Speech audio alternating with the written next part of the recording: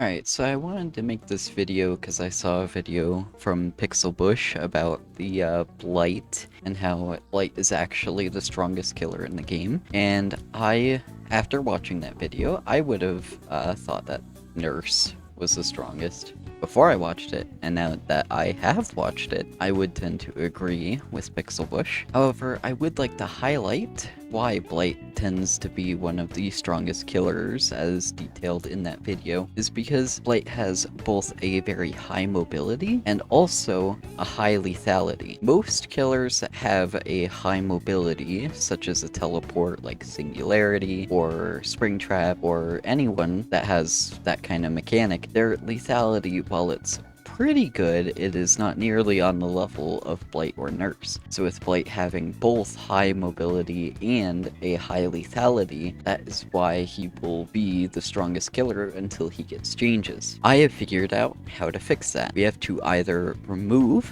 some of his mobility to make it not as oppressive, or we need to remove some of his lethality, not make it that oppressive. We don't want to completely change the character because they have a quite large player base. We don't want to alienate them as much as Behavior has alienated a lot of killers' player bases with their changes. We're going to try to avoid that. So the suggested change, it's not going to be changing recharge time or speed, as Pixel Bush said in the video. Those things wouldn't work. It just makes the killer feel not as good to play. People wouldn't like that. How do we fix that? Blight at base will only have 3 rushes. They can use those rushes to get around the map, and that will limit their mobility. However, as soon as Blight initiates a chase, it will allow his charges, his rushes, to go up to 5. So in order to regain his 5 charges, he has to be in chase. So what this does is it lowers his base map mobility, which will allow for survivors to better react to him approaching. It allows him to keep his high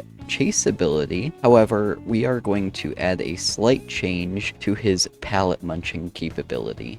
So we're going to make it to where when he breaks a pallet with his power, it is going to remove one of his rush charges. He will have to wait longer to regain the charges that he has. Now, if he breaks a pallet this way while he has no charges left, it will actually go into a regular pallet break animation, and it will not recharge his rushes while he's breaking the pallet. So I'll kind of punish him for not managing his rushes appropriately and breaking and munching through pallets all willy-nilly. This will increase his skill cap because it makes his whole kit revolve around using your rushes efficiently. If you are messing up your rushes when you're trying to get around the map, or messing up your rushes in chase and munching through pallets, without really thinking about it, then you will be punished for it. And it also removes just a little bit of that lethality to make him a bit more in line